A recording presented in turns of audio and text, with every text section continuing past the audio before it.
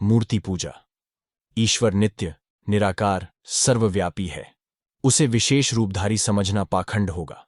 पर मूर्ति पूजा का रहस्य यह है कि तुम किसी एक वस्तु में अपनी ईश्वर बुद्धि विकसित करने का प्रयत्न कर रहे हो। संसार के मुख्य धर्मों में से वेदांत, बौद्ध धर्म और ईसाई धर्म के कुछ संप्रदाय बिना किसी आपत्ति के प्रतिमाओं का उपयोग करते हैं। केवल इस्लाम और प्रोटेस्टेंट, ये ही दो ऐसे धर्म हैं जो इस सहायता की आवश्यकता नहीं मानते। फिर भी मुसलमान प्रतिमा के स्थान में अपने पीरों और फकीरों की कब्रों का उपयोग करते हैं, और प्रोटेस्टेंट लोग धर्म में सब प्रकार की बाह्य सहायता का तिरस्कार कर धीरे धीरे वर्ष प्रतिवर्ष आध्यात्मिकता से दूर हटते चले जा रहे हैं। तुम में से प्रत्येक व्यक्ति ने सर्वव्यापी परमेश्वर में विश्वास करना सीखा है। वही सोचने की कोशिश करो, तुम में कितने कम लोग सर्वव्यापित्व की कल्पना कर सकते हैं। अगर तुम बहुत प्रयत्न करो तो तुम्हें समुद्र की, आकाश की, विस्तृत हरियाली की या मरुभूमि की ही कल्पना आएगी।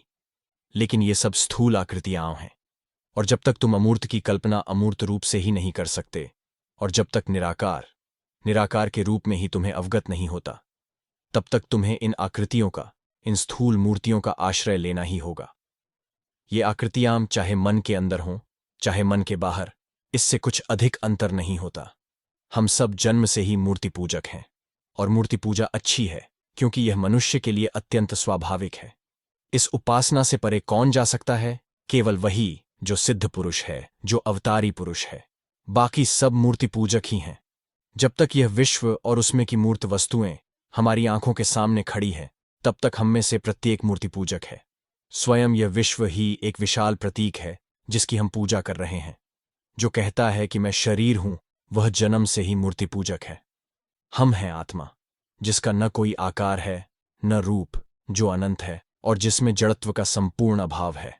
अतएव जो लोग अमूर्त की धारणा तक नहीं कर सकते, जो शरीर या जड़ वस्तुओं का आश्रय लिए बिना अपने वास्तविक स्वरूप का चिंतन नहीं कर सकते, वे मूर्ति पूजक ही हैं। और फिर भी ऐसे लोग एक दूसरे को तुम मूर्ति पूजक हो कहते हुए आपस में कैसे झगड़ते हैं।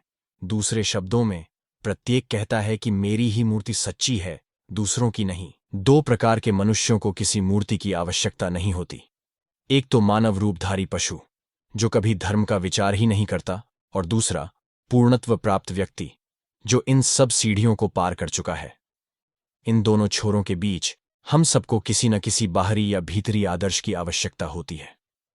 व्यक्ति की उपासना मत करो, यह कहना तो बहुत आसान है, पर साधारणतः जो मनुष्य ऐसा कहता है वही व्यक्तित्व की अत्यधिक उपासना करने वाला देखा जाता है। विशेष पुरुषों और स्त्रियों के प्रति उसकी अत्यधिक आसक्ति रहा करती है। उन लोगों की मृत्यु के पश्चात भी वह आसक्ति नहीं जाती, और मृत्यु के उपरांत भी वह उनका अनुसरण करना चाहता है। यह मूर्ति पूजा है। मूर्ति पूजा का आदि कारण अथवा बीज है, और कारण का अस्तित्व रहते हुए वह किसी न किसी रूप में अवश्य प्रकट होगा। क्या किसी साधारण पुरुष या स्त्री के प्रति आसक्ति रखने की अपेक्षा ईसा या बुद्ध की मूर्ति के प्रति व्यक्तिगत आसक्ति रखना कहीं अधिक श्रेष्ठ नहीं है? आजकल मूर्ति पूजा को गलत बताने की प्रथा सी चल पड़ी है, और सब लोग बिना किसी आपत्ति के उसमें विश्वास भी करने लग गए हैं। मैंने भी एक समय ऐसा ही सोचा था, और उसके दंड स्वरूप मुझे ऐसे व्यक्ति के चरण कमलों में बैठकर शिक्षा ग्रहण करनी पड़ी, जिन्होंने सब कुछ पूर्ति पूजा के ही द्वारा प्राप्त किया था। मेरा अभिप्राय श्री रामकृष्ण परमहंस से है। यदि मूर्ति पूजा द्वारा श्री रामकृष्ण जैसे व्यक्ति उत्पन्न हो सकते हैं, तब तुम क्या पसंद करोगे, सुधारकों का धर्म या मूर्ति पूजा? मैं इस प्रश्न का उत्तर चाहता हूं। यदि मूर्ति पूजा द्वारा इस प्रकार श्री रामकृष्ण परमहंस उत्पन्न हो सकते हो, तो और हजारों मूर्तियों की पूजा करो, प्रभु तुम्हें सिद्धि दे। ईसाई समझते हैं कि जब ईश्वर पंडुक से रूप में आया तब तो ठीक था, पर जब वह मत्स्य के रूप में आता है, जैसा कि हिंदू लोग मानते हैं, तो वह बिल्कुल गलत और कुसंस्कारपूर्ण है। यहूदी समझते हैं कि यदि मूर्ति संदूक के आकार की हो, जिसके किनारों पर दो देवदूत बैठे हों और जिसमें एक पुस्तक हो, तब तो वह ठीक है। पर यदि वही मूर्ति पुरुष या स्त्री आकार की हो, तो वह भयंकर है। मुसलमान समझते हैं कि नमाज के समय यदि मस्जिद और काबा की प्रतिमा अपने मन में लाने का प्रयत्न करें और पश्चिम की ओर अपना मुंह कर लें तो बिल्कुल दुरुस्त है। पर यदि प्रतिमा चर्च के आकार की हो तो वह मूर्ति पूजा है। यह है मूर्ति पूजा का दोष। तुम पूजा किसी भी वस्तु की कर सकते हो, पर हां, उसमें ईश्वर को देखते हुए। मूर्ति को भूल जाओ और उसमें ईश्वर के दर्शन करो। तुम किसी प्रतिमा का आरोपण ईश्वर पर मत करो, बल्कि प्रतिमा में ईश्वर को व्याप्त देखो। प्रतिमा को भूल जाओ, तभी तुम सही रास्ते पर होगे, क्योंकि उसी ईश्वर से सभी वस्तुओं की उत्पत्ति है। वह ईश्वर सभी वस्तुओं में है। हम एक चित्र की पूजा ईश्वर की तरह कर सकते हैं, पर ईश्वर को वह चित्र मानकर नहीं। चित्र में ईश्वर की भावना करना ठीक है, पर चित्र को ईश्वर समझना भूल है। प्रतिमा में ईश्वर तो ठीक है, उसमें कोई खतरा नहीं। ईश्वर की सच्ची पूजा यही है। शास्त्र का वाक्य है कि बाह्य पूजा या मूर्ति पूजा सबसे नीचे की अवस्था है। आगे बढ़ने का प्रयास करते समय मानसिक प्रार्थना साधना की दूसरी अवस्था है, और सबसे उच्च अवस्था तो वह है जब परमेश्वर का साक्षात्कार हो जाए। देखिए, वही अनुरागी साधक जो पहले मूर्ति के सामने प्रणत रहता था, अब क्या कह रहा है।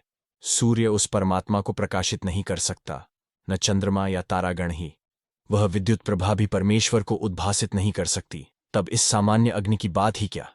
ये सभी उसी परमेश्वर के कारण प्रकाशित होते हैं, पर वह किसी की मूर्ति को गाली नहीं देता और न उसकी पूजा को पाप ही बताता है। वह तो उसे जीवन की एक आवश्यक अवस्था जानकर उसको स्वीकार करता है। बालक ही मनुष्य का जनक है। अनेकता में एकता प्रकृति का विधान है, और हिंदुओं ने इसे स्वीकार किया है। अन्य प्रत्येक धर्म में कुछ निर्दिष्ट मतवाद विधिबद्ध कर दिए गए हैं, और सारे समाज को उन्हें मानना अनिवार्य कर दिया जाता है। वह समाज के सामने केवल एक कोट रख देता है, जो जैक, जॉन और हेनरी सभी को ठीक होना चाहिए। यदि वह जॉन या हेनरी के शरीर में ठीक नहीं आता, तो उसे अपना तन ढकने के लिए बिना कोट के ही रहना होगा। हिंदुओं ने यह जान लिया है कि निरपेक्ष ब्रह्म तत्व का साक्षात्कार, चिंतन या वर्णन केवल सापेक्ष के सहारे ही हो सकता है, और मूर्तियां, क्रूस या नवोदित चंद्र केवल विभिन्न प्रतीक हैं। वे मानो बहुत सी खूंटियां हैं जिनमें धार्मिक भावनाएं लटकाई जाती हैं। ऐसा नहीं है कि इन प्रतीकों की आवश्यकता हर एक के लिए हो, किंतु जिनको अपने लिए इन प्रतीकों की सहायता की आवश्यकता नहीं है, उन्हें यह कहने का अधिकार नहीं कि वे गलत हैं। हिंदू धर्म में वे अनिवार्य नहीं है। भारतवर्ष में मूर्ति पूजा कोई जघन्य बात नहीं है।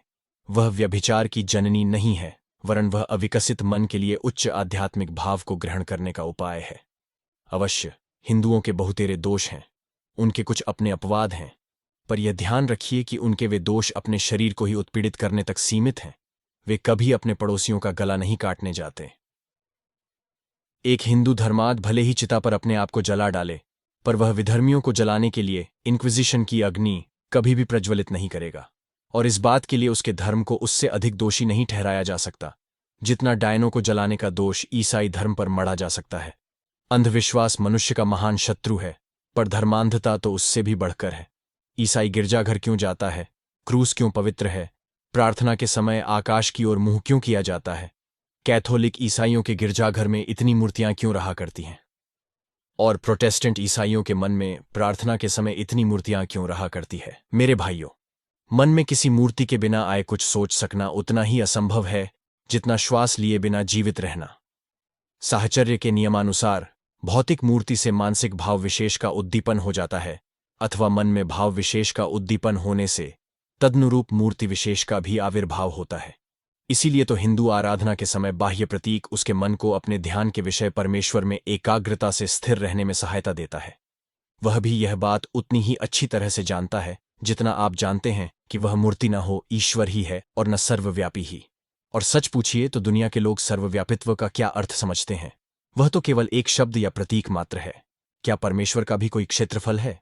यदि नहीं, तो जिस समय हम सर्वव्यापी शब्द का उच्चारण करते हैं, उस समय विस्तृत आकाश या देश की ही कल्पना करने के सिवा हम और क्या करते हैं? मनुष्य को ईश्वर का साक्षात्कार करके दिव्य बनना है। मूर्तियां, मंदिर, गिरजाघर या ग्रंथ तो धर्म जीवन की बाल्यावस्था में केवल आधार या सहायक मात्र हैं, पर उससे उत्तरोत्तर उन्नति की करनी चाहिए। इसीलिए इन बचकानी कल्पनाओं का हमें त्याग कर देना चाहिए। हमें उन मनुष्यों की थोथी बकवास से परे चले जाना चाहिए जो समझते हैं कि सारा धर्म शब्द जाल में ही समाया है, जिनकी समझ में धर्म केवल सिद्धांतों का एक समूह मात्र है, जिनके लिए धर्म केवल बुद्धि की सम्मति या विरोध है, जो धर्म का अर्थ केवल अपने पुरोहितों द्वारा बतलाए हुए कुछ शब्दों में विश्वास करना ही समझते हैं, जो धर्म को कोई ऐसी वस्तु समझते हैं जो उनके बाप दादाओं के विश्वास का विषय था, जो कुछ विशिष्ट कल्पनाओं और अंधविश्वासों को ही धर्म मानकर उनसे चिपके रहते हैं, और वह भी केवल इसलिए कि वह अंधविश्वास करके समस्त राष्ट्र का है। हमें इन कल्पनाओं को त्याग देना चाहिए। अखिल मानव समाज को हमें एक ऐसा विशाल प्राणी समझना चाहिए जो धीरे धीरे प्रकाश की ओर बढ़ रहा है, अथवा एक ऐसा आश्चर्यजनक पौधा जो स्वयं को उस अद्भुत सत्य के प्रति शनय शनय खोल रहा है जिसे हम ईश्वर कहते हैं। और इस ओर की पहली हलचल, पहली गति सदा बाह्य अनुष्ठानों तथा स्थूल वस्तुओं द्वारा ही होती है। मन और विचार सर्वश्रेष्ठ महापुरुष शांत, निर्वाक और अज्ञात होते हैं। वे व्यक्ति हैं जिन्हें विचार की शक्ति का सच्चा ज्ञान रहता है। उनमें यह दृढ़ विश्वास होता है कि यदि वे किसी पर्वत की गुफा में जाकर उसके द्वार बंद करके केवल 5 सत्य विचारों का ही मनन कर इस संसार से चल बसें, तो उनके ये 5 विचार ही अनंत काल तक जीवित रहेंगे। वास्तव में ऐसे विचार पर्वतों को भी भेद कर पार हो जाएंगे, समुद्रों को लांघ जाएंगे और सारे संसार में व्याप्त हो जाएंगे। वे मानव हृदय एवं मस्तिष्क में अंतः प्रविष्ट होकर ऐसे नर नारी उत्पन्न करेंगे जो उन्हें मनुष्य के जीवन में कार्यान्वित करेंगे। एक विचार लो, उसी विचार को अपना जीवन बनाओ, उसी का चिंतन करो, उसी का स्वप्न देखो और उसी में जीवन बिताओ। तुम्हारा मस्तिष्क, स्नायु शरीर के सर्वांग उसी के विचार से पूर्ण रहें। दूसरे सारे विचार छोड़ दो, यही सिद्ध होने का उपाय है। और इसी उपाय से बड़े बड़े धर्मवीरों की उत्पत्ति हुई है। मन एक ही है, समष्टि मन के अंश मात्र हैं। जिसे एक ढेले का ज्ञान हो गया, उसने दुनिया की सारी मिट्टी जान ली। जो अपने मन को जानता है और स्व अधीन रख सकता है, वह हर मन का रहस्य जानता है और हर मन पर अधिकार रखता है। अतीत में कितने ही सर्वज्ञ हो चुके हैं और मेरा विश्वास है कि अब भी बहुत से होंगे तथा आगामी युगों में भी ऐसे असंख्य पुरुष जन्म लेंगे। विचार ही हमारी कार्य प्रवृत्ति का नियामक है। मन को सर्वोच्च विचारों से भर लो, दिन पर दिन यही सब भाव सुनते रहो, मास पर मास इसी का चिंतन करो। पहले पहल सफलता न भी मिले पर कोई हानि नहीं, यह असफलता तो बिल्कुल स्वाभाविक है। यह मानव जीवन का सौंदर्य है। जब तुम्हारा मन संयत हो जाएगा, जब तुम पूरे शरीर को वश में रख सकोगे, जब फिर तुम इस यंत्र के दास नहीं बने रहोगे, यह देह यंत्र ही तुम्हारा दास होकर रहेगा, तब यह देह यंत्र आत्मा को खींचकर नीचे की ओर न ले जाकर उसकी मुक्ति में महान सहायक हो जाएगा। मन मानो सरोवर के समान है और हमारा प्रत्येक विचार मानो उस सरोवर की लहर के समान है। जिस प्रकार सरोवर में लहर उठती है, गिरती है, गिरकर अंतर्हित हो जाती है, उसी प्रकार मन में ये सब विचार तरंगें लगातार उठती और अंतर्हित होती रहती हैं। किंतु वे एकदम अंतर्हित नहीं हो जाती, वे क्रमशः सूक्ष्मतर होती जाती हैं, पर वर्तमान रहती ही हैं। प्रयोजन होने पर फिर उठती है। मन ज्ञान की भी अतीत अवस्था में जा सकता है। जिस प्रकार अज्ञान भूमि से जो कार्य होता है वह ज्ञान की निम्न भूमि का कार्य है, वैसे ही ज्ञान की उच्च भूमि से भी, ज्ञानातीत भूमि से भी कार्य होता है। उसमें भी किसी प्रकार का अहम भाव नहीं रहता। यह अहम भाव केवल बीच की अवस्था में रहता है। जब मन इस रेखा के ऊपर या नीचे विचरण करता है तब किसी प्रकार का अहं ज्ञान नहीं रहता, किंतु तब भी मन की क्रिया चलती रहती है। जब मन इस रेखा के ऊपर अर्थात ज्ञान भूमि के अतीत प्रदेश में गमन करता है तब उसे समाधि, अतिचेतन या ज्ञानातीत भूमि कहते हैं। मन विकल्प रहित या वृत्तिहीन होता है तभी मन का लोप होता है और तभी आत्मा प्रत्यक्ष होती है। इस अवस्था का वर्णन भाष्यकार श्री शंकराचार्य ने अप्रोक्षानुभूमि कहकर किया है। हमारा शरीर मानो एक लोहपिंड है और हमारा प्रत्येक विचार मानो धीरे धीरे उसके ऊपर हथौड़ी की चोट मारता है। उसके द्वारा हम अपने शरीर का गठन इच्छानुसार करते हैं। हम अभी जो कुछ हैं वह सब अपने चिंतन का ही फल है। इसलिए तुम क्या चिंतन करते हो, इस विषय में विशेष ध्यान रखो। पर्वत की कंदरा में भी बैठकर यदि तुम कोई पाप चिंतन करो, किसी के प्रति घृणा का भाव पोषण करो, तो वह भी संचित रहेगा और कालांतर में फिर से वह तुम्हारे पास कुछ दुख के रूप में आकर तुम पर प्रबल आघात करेगा। यदि तुम अपने हृदय से ईर्ष्या और घृणा का भाव चारों ओर बाहर भेजो तो वह चक्रवृद्धि ब्याज सहित तुम पर आकर गिरेगा। दुनिया की कोई भी ताकत उसे रोक न सकेगी। यदि तुमने एक बार उस शक्ति को बाहर भेज दिया तो फिर निश्चित जानो तुम्हें उसका प्रतिघात सहन करना ही पड़ेगा। यह स्मरण रहने पर तुम कुकर्मों से बचे रह सकोगे। हम जगत के संपूर्ण शुभ विचारों के उत्तराधिकारी स्वरूप हैं, यदि हम अपने को उनके प्रति मुक्त कर दें। विचार और कार्य की स्वतंत्रता ही जीवन, उन्नति और कुशल क्षेम का एकमेव साधन है। जहां यह स्वतंत्रता नहीं है वहां व्यक्ति, जाति, राष्ट्र की अवनति निश्चय होगी। जात पात रहे या न रहे, संप्रदाय रहे या न रहे, परंतु जो मनुष्य या वर्ग, जाति, राष्ट्र या संस्था किसी व्यक्ति के स्वतंत्र विचार या कर्म पर प्रतिबंध लगाती है, भले ही उससे दूसरों को क्षति न पहुंचे, तब भी वह आसुरी है और उसका नाश अवश्य होगा। एकाग्र चित्तता। मन की शक्तियों को एकाग्र करने के सिवा अन्य किस तरह संसार में ये समस्त ज्ञान उपलब्ध हुए हैं? प्रकृति के द्वार पर कैसे खटखटाना चाहिए, उस पर कैसे आघात देना चाहिए, यदि केवल यह झात हो गया तो बस प्रकृति अपना सारा रहस्य खोल देती है। उस आघात की शक्ति और तीव्रता एकाग्रता से ही आती है। मानव मन की शक्ति की कोई सीमा नहीं। वह जितना ही एकाग्र होता है, उतनी ही उसकी शक्ति एक लक्ष्य पर केंद्रित होती है। यही रहस्य है। मन सर्वदा ही नाना प्रकार के विषय ग्रहण कर रहा है, सदैव सब प्रकार की वस्तुओं में जा रहा है। फिर मन की ऐसी भी एक उच्चतर अवस्था है जब वह केवल एक ही वस्तु को ग्रहण करके अन्य सब वस्तुओं को छोड़ दे सकता है। इस एक वस्तु को ग्रहण करने का फल है समाधि। प्रतिदिन नियमित रूप से अभ्यास करने पर मन का यह नियत संयम प्रवाहकार में चलता रहता है एवं उसकी स्थिरता होती है, और तब मन सदैव एकाग्रशील रह सकता है। मन एकाग्र हुआ है, यह कैसे जाना जाए? मन के एकाग्र हो जाने पर समय का कोई ज्ञान न रहेगा। जितना ही समय का ज्ञान जाने लगता है, हम उतने ही एकाग्र होते जाते हैं। हम अपने दैनिक जीवन में भी देख पाते हैं कि जब हम कोई पुस्तक पढ़ने में तल्लीन रहते हैं, तब समय की ओर हमारा बिल्कुल ध्यान नहीं रहता। जब हम पढ़कर उठते हैं तो अचरज करने लगते हैं कि इतना समय बीत गया। सारा समय मानो एकत्र होकर वर्तमान में एकीभूत हो जाता है। इसीलिए कहा गया है कि अतीत, वर्तमान और भविष्य आकर जितना ही एकीभूत होते जाते हैं, मन उतना ही एकाग्र होता जाता है। मनुष्य और पशु में यही अंतर है। मनुष्य में चित्त की एकाग्रता की शक्ति अपेक्षाकृत अधिक है। एकाग्रता की शक्ति में अंतर के कारण ही एक मनुष्य दूसरे मनुष्य से भिन्न होता है। छोटे से छोटे आदमी की तुलना ऊंचे से ऊंचे आदमी से करो। अंतर मन की एकाग्रता की मात्रा में होता है। बस यही अंतर है। प्रत्येक व्यक्ति का मन कभी न कभी एकाग्र हो जाता है।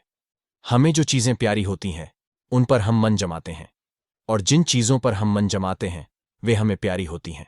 हमें चाहिए कि हम अपना मन वस्तुओं पर नियोजित करें, न कि वस्तुएं हमारे मन को खींच लें। हमें बहुधा विवश होकर मन एकाग्र करना पड़ता है। हमारा मन विवश होकर विभिन्न वस्तुओं पर उनके किसी आकर्षक गुण के कारण जमने लगता है और हम उसका प्रतिरोध नहीं कर पाते। मन को वश में करने, अभीष्ट स्थान पर उसे लगाने के लिए विशेष प्रशिक्षण की आवश्यकता पड़ती है। दूसरे किसी तरीके से यह हो नहीं सकता। धर्म की साधना में मन को वश में करना आवश्यक है। इस साधना में हमें मन को मन में ही लगाना पड़ता है। हमारे मन की शक्तियों की एकाग्रता ही हमारे लिए ईश्वर दर्शन का एकमात्र साधन है।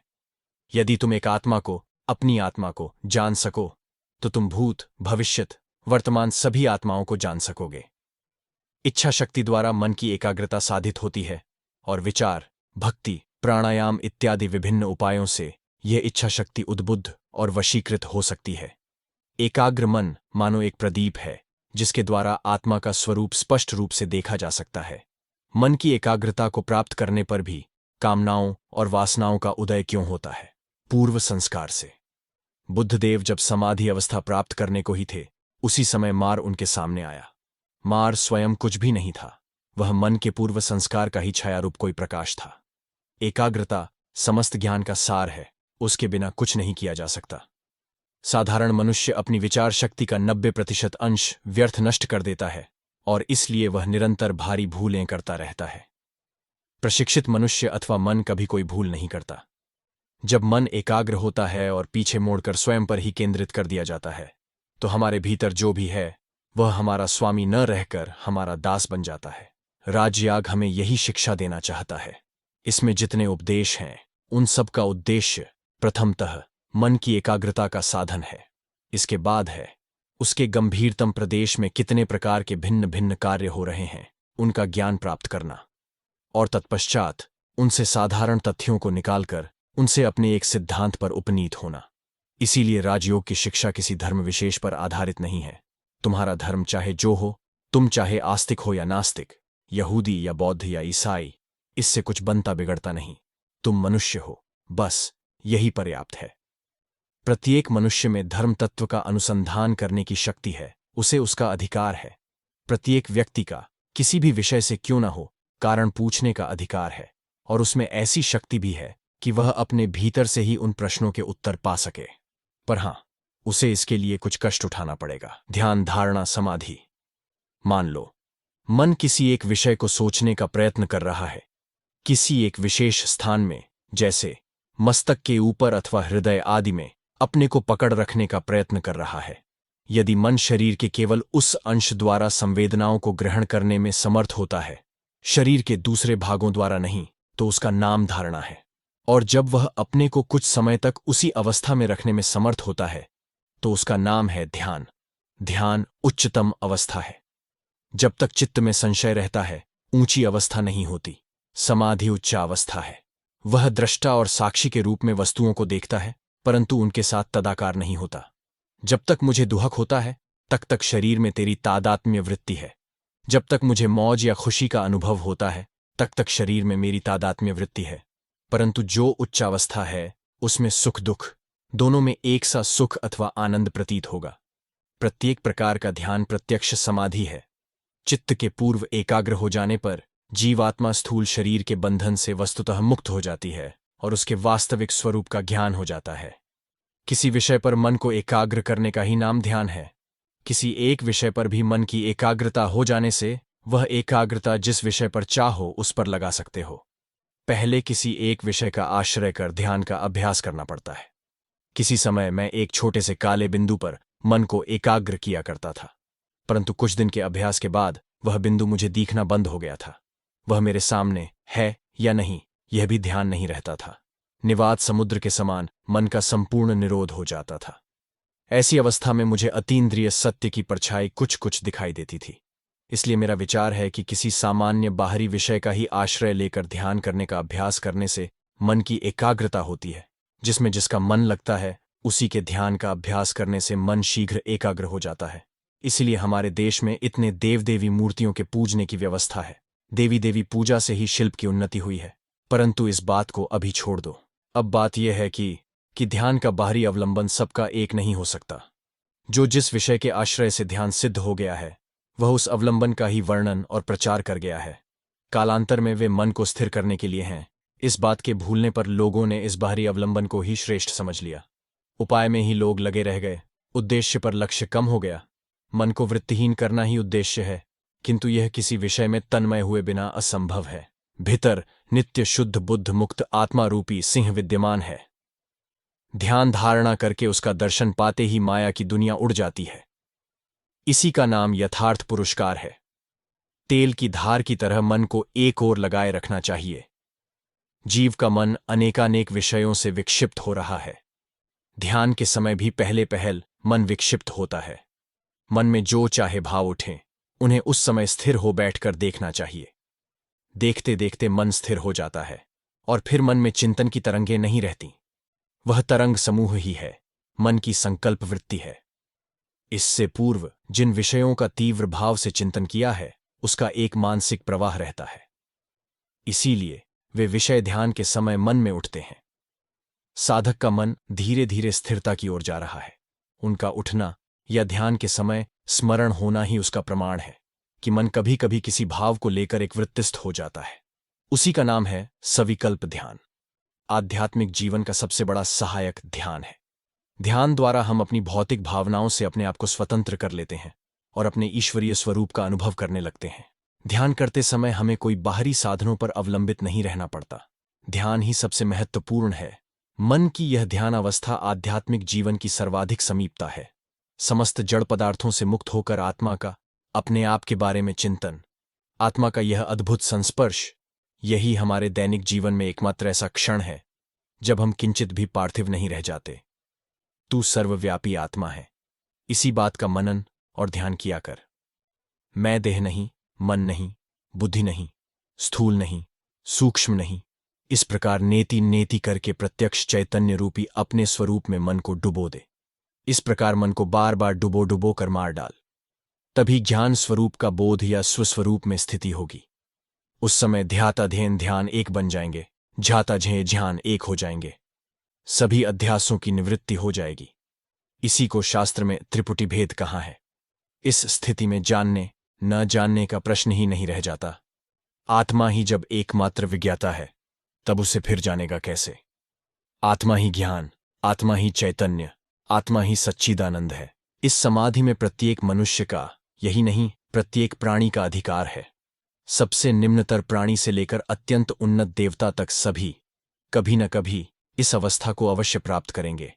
और जब किसी को यह अवस्था प्राप्त हो जाएगी, तभी और सिर्फ तभी हम कहेंगे कि उसने यथार्थ धर्म की प्राप्ति की है। इससे पहले हम उसकी ओर जाने के लिए केवल संघर्ष करते हैं।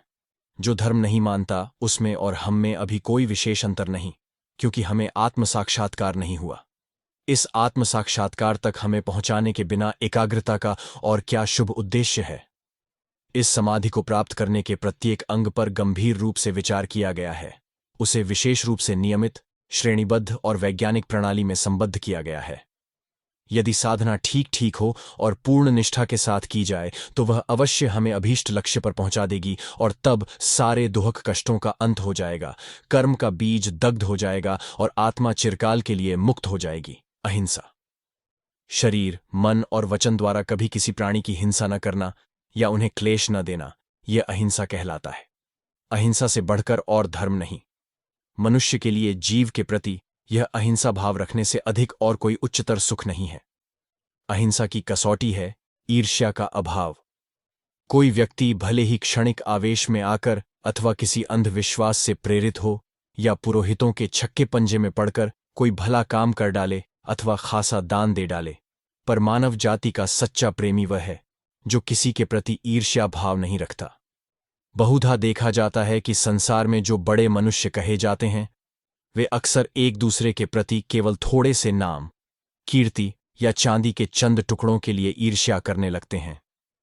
जब तक यह ईर्ष्या भाव मन में रहता है, तब तक अहिंसा भाव में प्रतिष्ठित होना बहुत दूर की बात है। गाय मांस नहीं खाती और न भेड़ ही, तो क्या वे बहुत बड़े योगी हो गए, अहिंसक हो गए? ऐसा गैरा कोई भी कोई विशेष चीज खाना छोड़ दे सकता है, पर उससे वह घासाहारी पशुओं की अपेक्षा कोई विशेषता नहीं प्राप्त करता। जो मनुष्य निर्दयता के साथ विधवाओं और अनाथ बालक बालिकाओं को ठग सकता है और जो थोड़े से धन के लिए जघन्य से जघन्य कृत्य करने में भी नहीं हिचकता, वह तो पशु से भी गया बीता है, फिर चाहे वह घास खाकर ही क्यों न रहता हो। जिसके हृदय में कभी भी किसी के प्रति अनिष्ट विचार तक नहीं आता, जो अपने बड़े से बड़े शत्रु की भी उन्नति पर आनंद मनाता है, वही वास्तव में भक्त है, वही योगी है और वही सबका गुरु है, फिर भले ही वह प्रतिदिन शूकर मांस ही क्यों न खाता हो। अतएव हमें इस बात का सदैव ध्यान रखना चाहिए कि बाह्य क्रियाएं आंतरिक शुद्धि के लिए सहायक मात्र हैं। जब बाह्य कर्मों के साधन में छोटी छोटी बातों का पालन करना संभव न हो, तो उस समय केवल अन्य शौच का अवलंबन करना श्रेयस्कर है। पर धिक्कार है उस व्यक्ति को, धिक्कार है उस राष्ट्र को, जो धर्म के सार को तो भूल जाता है और अभ्यासवश बाह्य अनुष्ठानों को ही कसकर पकड़े रहता है तथा उन्हें किसी तरह छोड़ता नहीं। जो मुक्त होना चाहे, उसे अहिंसक बनना पड़ेगा। जिसमें अहिंसा का भाव है, उससे बढ़कर शक्तिशाली कोई नहीं है। उसकी उपस्थिति में न तो कोई लड़ सकता है और न झगड़ा कर सकता है। हाँ, वह जहां कहीं होगा, वहीं उसकी उपस्थिति मात्र से शांति और प्रेम उद्भूत होगा। दूसरी किसी वस्तु की आवश्यकता नहीं है। उसकी उपस्थिति में न तो कोई क्रुद्ध होगा, न लड़ेगा। उसके सामने पशु, हिंस्र पशु तक शांत रहेंगे। सब महापुरुषों का उपदेश है कि अशुभ का प्रतिरोध न करो। अप्रतिरोध ही सर्वोच्च नैतिक आदर्श है। हम जानते हैं कि यदि हम में कुछ लोग इस सूत्र को पूर्णतः चरितार्थ करने लगें, तो समाज का सारा संगठन ही छिन्न भिन्न हो जाएगा। दुष्ट लोग हमारी जान और माल पर हाथ मारने और मनमानी करने लगेंगे। यदि इस प्रकार का अप्रतिरोध धर्म एक दिन भी आचरण में लाया जाए, तो बड़ी गड़बड़ी मच जाएगी। परंतु फिर भी अपने हृदय के अंतस्थल से हम अशुभ का प्रतिरोध न करो उपदेश की सत्यता अनुभव करते रहते हैं। हमें वह सर्वोच्च आदर्श प्रतीत होता है, परंतु केवल इसी मत का प्रचार करना अधिकांश मानवता की भर्त्सना करना होगा। इतना ही नहीं, बल्कि इसके द्वारा मनुष्यों को सदा यही अनुभव होने लगेगा कि वे अन्याय ही कर रहे हैं। उनके हृदय में प्रत्येक कार्य के बारे में संकल्प विकल्प सा होने लगेगा। उनका मन दुर्बल हो जाएगा तथा अन्य किसी दुर्गुण की अपेक्षा यह गलत आत्मधिक्कार उनमें अधिक दुर्गुणों को उत्पन्न कर देगा। निष्क्रियता का हर प्रकार से त्याग करना चाहिए। क्रियाशीलता का अर्थ है प्रतिरोध। मानसिक तथा शारीरिक समस्त दोषों का प्रतिरोध करो, और जब तुम इस प्रतिरोध में सफल होंगे तभी शांति प्राप्त होगी। यह कहना बड़ा सरल है कि किसी से घृणा मत करो, किसी अशुभ का प्रतिरोध मत करो, परंतु हम जानते हैं कि इसे कार्य रूप में परिणत करना क्या है। जब सारे समाज की आंखें हमारी ओर लगी हों तो हम अप्रतिरोध का प्रदर्शन भले ही करें, परंतु हमारे हृदय में वह सदैव कुरेदती रहती है। गृहस्थ को अपने शत्रु के सामने शूर होना चाहिए और गुरु और बंधुजन के समक्ष नम्र। शत्रु के सम्मुख शूरता प्रकट करके उसे उस पर शासन करना चाहिए। यह गृहस्थ का आवश्यक कर्तव्य है। गृहस्थ को घर में कोने में बैठकर रोना और अहिंसा परमो धर्मः कहकर खाली बकवास न करना चाहिए। यदि वह शत्रु के सम्मुख वीरता नहीं दिखाता है तो वह अपने कर्तव्य की अवहेलना करता है। इस महान सत्य को हम सबको अवगत कर लेना चाहिए कि सभी विषयों में दोनों चरम अवस्थाएं एक सदृश्य होती हैं। चरम अस्ति और चरम नास्ति दोनों सदैव एक समान होते हैं। उदाहरणार्थ, प्रकाश का स्पंदन यदि अत्यंत मंद होता है तो हम उसे नहीं देख सकते, और इसी प्रकार जब वह अत्यंत तीव्र होता है तब भी हम उसे देखने में असमर्थ होते हैं। ध्वनि के संबंध में भी ठीक ऐसा ही है। न तो उसके तार स्वर के बहुत निम्न होने पर हम उसे सुन सकते हैं और न उसके बहुत उच्च होने पर। इसी प्रकार का भेद प्रतिरोध तथा अप्रतिरोध में है। एक मनुष्य इसलिए प्रतिरोध नहीं करता कि वह कमजोर है, सुस्त है, असमर्थ है। दूसरी ओर एक दूसरा मनुष्य है जो वह जानता है कि यदि वह चाहे तो जबरदस्त प्रतिरोध कर सकता है, परंतु फिर भी वह केवल अप्रतिरोध ही नहीं करता, वरन अपने शत्रुओं के प्रति शुभकामनाएं भी प्रकट करता है। अतः वह मनुष्य जो दुर्बलता के कारण प्रतिरोध नहीं करता पापग्रस्त होता है और इसलिए अप्रतिरोध से कोई लाभ नहीं उठा सकता। परंतु दूसरा मनुष्य यदि प्रतिरोध करे तो वह भी पाप का भागी होता है। सन्यासी जीवन मनुष्य जिस स्थिति में पैदा हुआ है उसके कर्तव्य जब वह पूरे कर लेता है, जब उसकी आकांक्षाएं सांसारिक सुखभोग, धन संपत्ति, नाम यश अधिकार आदि को ठुकराकर उसे आध्यात्मिक जीवन की खोज में प्रेरित करती है, और जब संसार के स्वभाव में पैनी दृष्टि डालकर वह समझ जाता है कि वह जगत क्षणभंगुर है, दुहक तथा झगड़ों से भरा हुआ है और इसके आनंद तथा भोग तुच्छ हैं, तब वह इन सब से मुख मोड़कर शाश्वत प्रेम तथा चिरंतन आश्रय स्वरूप उस सत्य को ढूंढने लगता है। वह समस्त सांसारिक अधिकारों, यश, संपदा से पूर्ण संन्यास ले लेता है और आत्मोत्सर्ग करके आध्यात्मिकता को निरंतर ढूंढता हुआ प्रेम, दया, तप और शाश्वत ज्ञान प्राप्त करने की चेष्टा करता रहता है। वर्षों के ध्यान, तप और खोज के ज्ञान रूपी रत्न को पाकर वह भी पर्याय क्रम से स्वयं गुरु बन जाता है और फिर शिष्यों, गृही तथा त्यागियों में उस ज्ञान का संचार कर देता है। सन्यासी का कोई मत या संप्रदाय नहीं हो सकता, क्योंकि उसका जीवन स्वतंत्र विचार का होता है और वह सभी मतांतरों से उनकी अच्छाइयां ग्रहण करता है। उसका जीवन साक्षात्कार का होता है, न कि केवल सिद्धांतों अथवा विश्वासों का, और रूढ़ियों का तो बिल्कुल ही नहीं। आत्मनो मोक्षार्थ जगद्धिताय च, यही सन्यास का यथार्थ उद्देश्य है। इस बात की वेद वेदांत घोषणा कर रहे हैं कि सन्यास ग्रहण न करने से कोई कभी ब्रह्मज्ञान नहीं हो सकता। जो कहते हैं कि इस संसार का भोग करना है और साथ ही ब्रह्मज्ञान भी बनता है, उनकी बात कभी न मानो। प्रच्छन्न भोगियों के ऐसे भ्रमात्मक वाक्य होते हैं, बिना त्याग के मुक्ति नहीं, बिना त्याग के पराभक्ति नहीं। गृहस्थाश्रम में बंधे रहते हैं, वे स्वयं यह सिद्ध करते हैं कि वे किसी न किसी प्रकार की कामना के दास बनकर ही संसार में फंसे हुए हैं। यदि ऐसा न होगा तो फिर संसार में रहेंगे ही क्यों? कोई कामिनी के दास हैं, कोई अर्थ के, कोई मान, यश, विद्या अथवा पांडित्य के।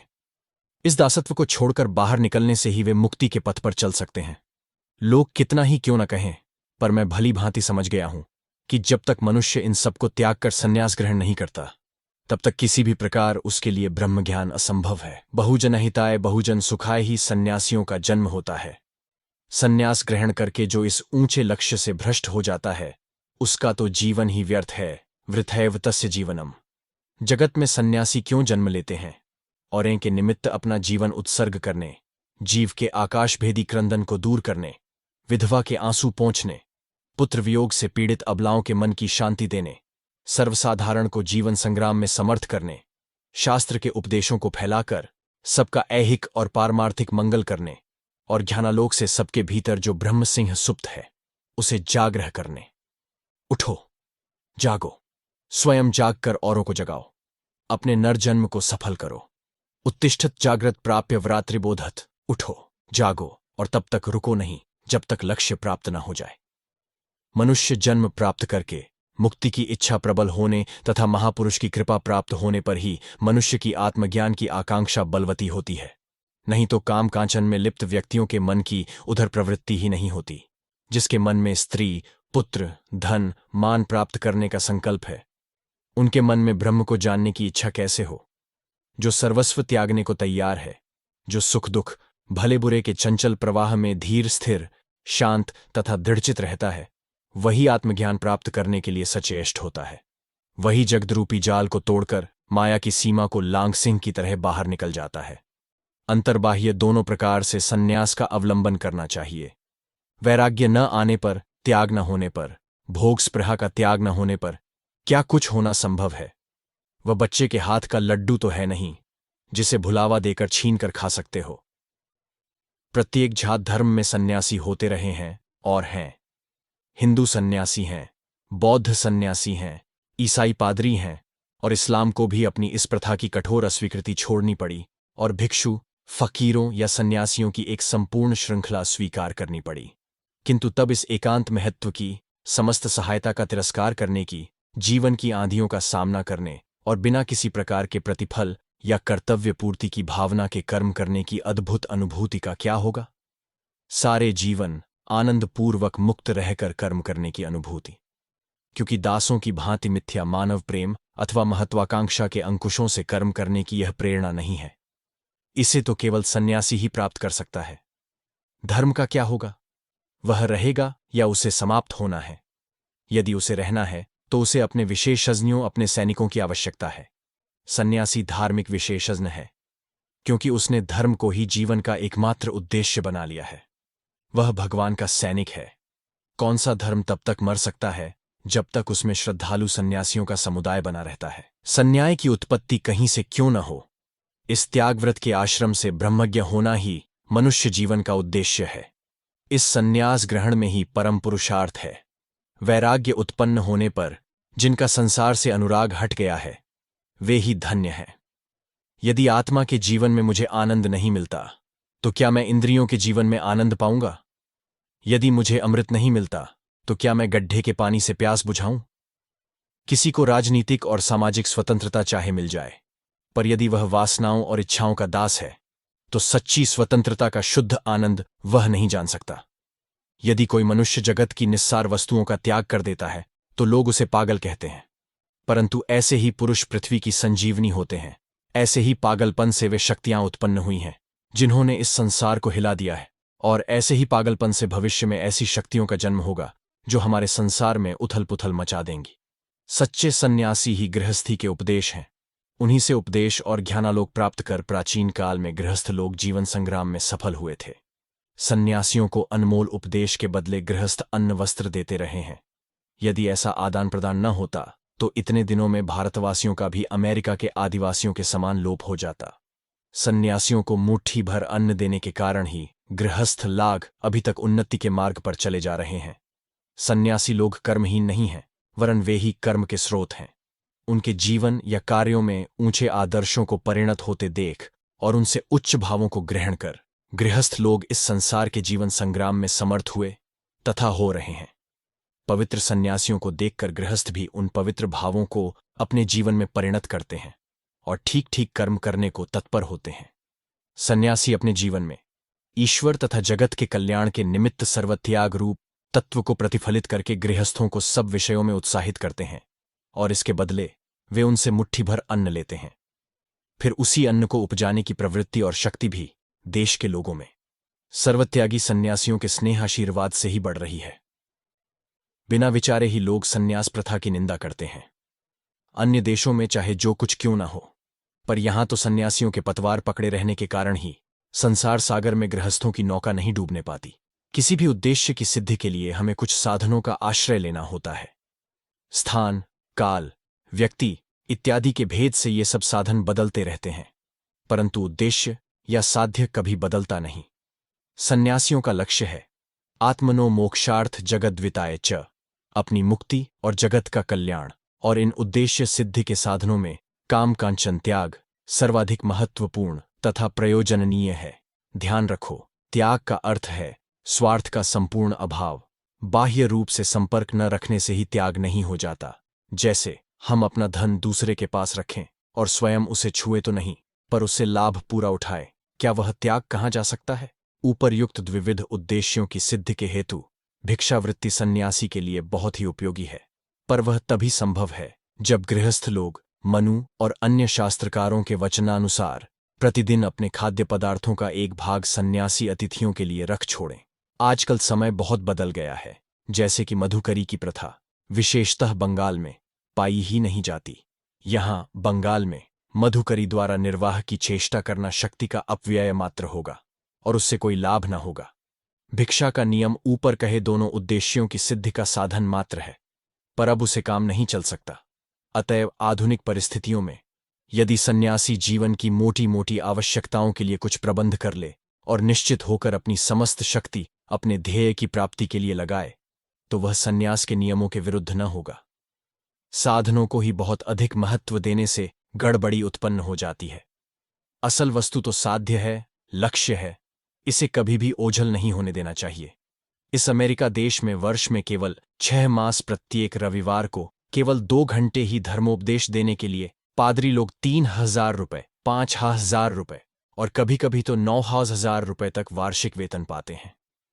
देखो, अमेरिकन लोग अपने धर्म की रक्षा के लिए किस तरह करोड़ों रुपये बहा देते हैं, और बंगदेशीय नवयुवकों को यह शिक्षा दी गई है कि ये देवतुल्य परम निःस्वार्थ कमली वाले बाबा सरीखे संत आलसी और आवारा लोग हैं। मद भक्ताना ये भक्तास्ते में भक्त तमाम मता। जो मेरे भक्तों के भक्त हैं उन्हें मैं अपना सबसे श्रेष्ठ भक्त मानता हूं। अच्छा, अब एक दूसरे सिरे का उदाहरण लो। मान लो एक अत्यंत अज्ञानी वैरागी है। वह भी किसी गांव में पहुंचेगा तो तुलसीकृत रामायण, चैतन्य चरितामृत और यदि दाक्षिणात्य हुआ तो दक्षिण के अलवार ग्रंथों में से जो कुछ भी वह जानता होगा उसे ग्रामवासियों को सिखाने का भरसक प्रयत्न करेगा। क्या ऐसा करने से कोई उपकार नहीं होता? और यह सब केवल रोटी के टुकड़े और लंगोटी के कपड़े के बदले में हो जाता है। इन लोगों की निर्दयतापूर्ण आलोचना करने से पूर्व मेरे भाइयों, ये तो सोचो कि तुमने अपने गरीब देश भाइयों के लिए क्या किया है, जिसके खर्च से तुमने अपनी शिक्षा पाई, जिनका शोषण करके तुम अपने पदगौरव को कायम रखते हो। और बाबा जी लोग केवल आवारा फिरने वाले लोग होते हैं, ये सिखाने के लिए अपने शिक्षकों को वेतन देते हो। सन्यासी का धनी लोगों से कोई वास्ता नहीं, उसका कर्तव्य तो गरीबों के प्रति होता है। उसे निर्धनों के साथ प्रेमपूर्ण व्यवहार करना चाहिए और अपनी समस्त शक्ति लगाकर सहर्ष उनकी सेवा करनी चाहिए। धनिकों का आदर सत्कार करना और आश्रय के लिए उनका मुंह जोहना, यह हमारे देश के सभी सन्यासी संप्रदायों के लिए अभिशाप स्वरूप रहा है। सच्चे सन्यासी को इस बात में बड़ा सावधान रहना चाहिए और इससे बिल्कुल बचकर रहना चाहिए। इस प्रकार का व्यवहार तो वेश्याओं के लिए ही उचित है, न कि संसार त्यागी सन्यासी के लिए। एक सन्यासी जब तक कि सर्वोच्च पद पर न पहुंच जाए, अर्थात परमहंस न हो जाए, तब तक उसे गृहस्थों द्वारा छुए या उपयोग में लाए भोजन बिछावन आदि से बचना चाहिए। उनके प्रति घृणा की भावना से नहीं, वरन अपने को बचाने के लिए। सन्यासी की सच्ची कसौटी है संसार में रहना, किंतु संसार का न होना।